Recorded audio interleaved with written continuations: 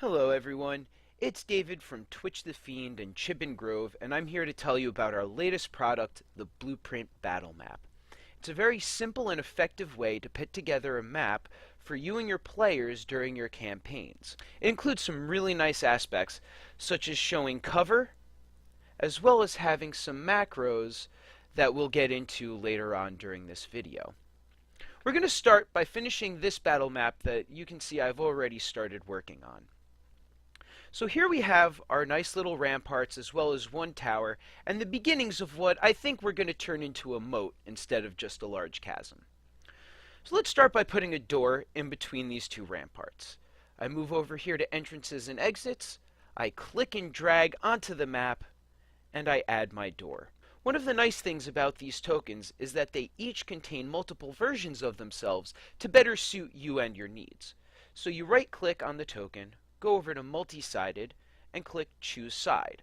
Random side literally randomizes the token in case you're looking for something a little bit more exciting and random. So I'm going to go down here to choose side and check out our different doors. I like this. Let's pick out that gate. I think that looks nice. Now let's also finish up this chasm, which again I think I'm going to turn into a moat. I click and drag on chasms, I bring it over here. Now I'm going to right click, go over to multi-sided and choose side, and once again I'm going to use this slider to find something that I like a little bit more. Here we go. I like this blue. It reminds me of a moat, and it even has its own drawbridge. So let's add that, and then let's change these to better reflect the one that we just used. So we're going to pick the darker blue, and over here we're going to do it again. Choose side, dark blue. Now we have a nice moat, a drawbridge leading to a gate, as well as a nice tower up here and our ramparts. But maybe this castle that they're invading isn't so new and in such great condition. So I'm going to make one of our towers a little bit more broken down. Again, I choose side, go down, and perfect. Here's our busted up tower. Now let's add just a couple more ramparts to finish off our castle. There we go. Add one up top, one down below, and our castle, I think that's good enough for right this second. Now, inside the castle, perhaps there are some chests for our adventurers to discover. So I'm going to go over here to containers and click and drag, and maybe instead of a backpack we want something different.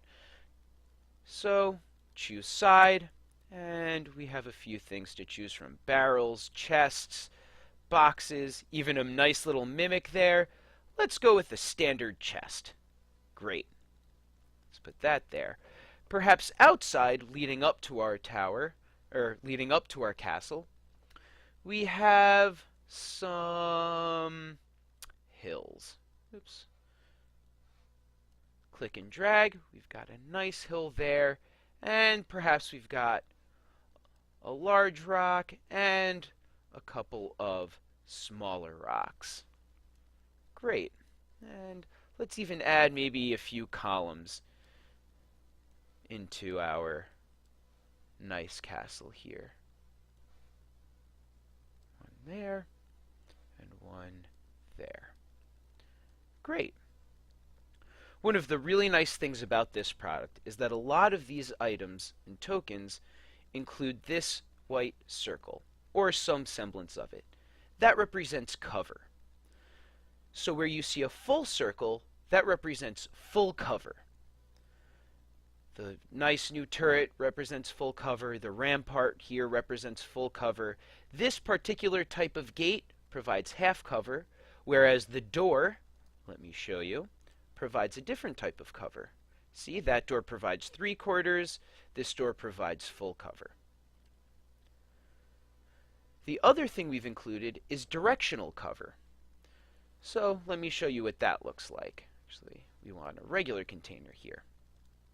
We're going to go over, choose side, and let's select, perfect, this barrel. This barrel provides half cover. But if you zoom in, you can see that this thick white circle around is only on this left side, which means that anybody that's adjacent to that white line right here gets half cover. If you're up top, below, or anywhere to the right of it, you aren't provided any cover. Now remember, this is just a suggestion. You by no means have to use it, but it does provide some extra depth to the product. Now, one of the things I'm going to show you are a lot of the macros that are provided to you. And some people may even just want to use the macros and not the map itself, which is also fine. So you come over here to macros, and first we're going to check all of these and show macro quick bar to get all of our macros down here. This is just a nice secondary way to do them. They are also, as I'm about to show you, included with each token. So every token provides the trap status. The doors also include the door state. Just to show you right here, the ramparts have the trap status but not the door state, which makes sense. They are not doors. And the containers provide chest properties and other properties. We're going to go into all of that now. The trap properties are exactly what they sound like. If you decide that you want one of these things to be trapped, these provide macros for you. So if your team is level 1 through 4, you would click on the trap 1 to 4. If they're between levels 5 and 10, you want trap 2, which is 5 to 10, and so on and so forth. They go all the way up to level 20. So let's say we've got a beginning team of adventurers coming in. They reach our door, and oh no, it's a trap. You can decide whether the trap is deadly, dangerous, or just a setback. Let's go to deadly. That sounds more fun to me. There are two different types of traps, active and inactive. An inactive trap speaks for itself. The active trap, which is this type, is where the fun is.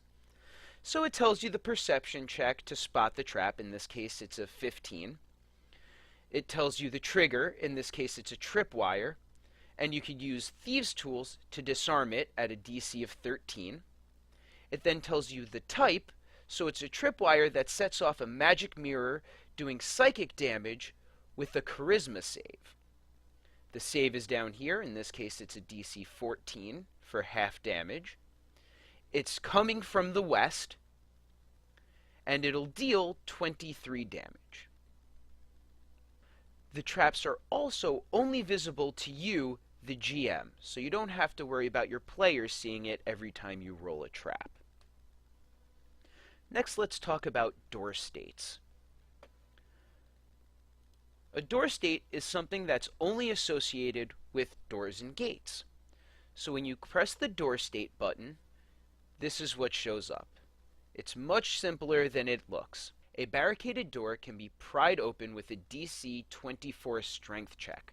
On a failure, the door cannot be budged. However, it can still be destroyed. The locked door, which this one happens to be, can be unlocked with a DC 16 Thieves' Tool check, or pried open with a DC 17 strength check. On a failure, the door is jammed shut and cannot be opened. We then have a trap door, which is like a locked door, except opening it triggers a trap, and in that case, you roll one of the trap macros. A secured door is just like a trap door, except it requires 3 successful checks instead of just 1 for it to be disarmed or opened. And the last is a warded door, which is similar to a secured door, except it can only be unlocked with 3 Arcana checks instead of the 3 Thieves' Tools checks. Next, we'll move on to the containers. Any container has both chest properties and other properties. The chest properties are specific to chests only, whereas the other properties are for any of the containers. So for this barrel, let's check out an other property. If it explodes, do we want it to be deadly, dangerous, or a setback? In this case, let's say dangerous. Now this barrel is explosive, shown by this little explosion here. Not all container rolls will show explosives, so you don't have to worry about that. So in this case, because it is explosive, considering that it holds black powder, it reacts to force, lightning, or lightning damage again. Now all of these macros are rolled randomly, so in this case lightning showed up twice. If we click other properties again, let's just set it to dangerous, it may show something different. Here we go. So this is an alchemical concoction. It is explosive, and it will explode if dealt lightning, force, or fire damage. It will explode to a radius of 8 feet. It will have a dex save of 13 and deal 13 damage. Let's do one more. Let's keep it at deadly this time. This barrel contains a narcotics poison, and it is flammable. So this will react to force or fire damage. It will explode again to a radius of 13 feet, have a dexterity save of 14, and will deal 17 damage if it's not saved. Now let's go over to a chest property. Click on the chest, click chest properties, and here we see it's a normal chest. It could be a mimic, in which case the mimic links to the actual mimic stats, which is very convenient. This is a normal chest, so it can be unlocked with a DC 13 Thieves' Tools check, or it can be pried open with a DC 11 Strength check. On a failure, it's jammed shut and cannot be opened. If it's destroyed, 86% of its contents are destroyed too. Some chests are explosive, and this helps to keep adventurers from attacking every chest they find in case it's a mimic. If it's an explosive chest, once it's attacked, it will explode, and this one will deal 31 fire damage in an 8-foot radius with a DC 15 dexterity save for half damage. In this case, all of the contents of the chest are destroyed because it's exploded.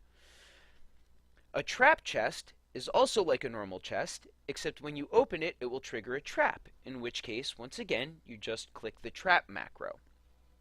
A loaded chest is like a normal chest, except it's going to have even better loot inside.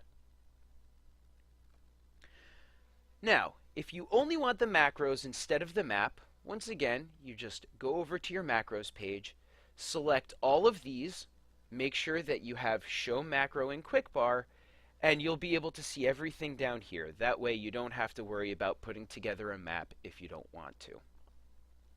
That covers just about everything with our Blueprint battle maps.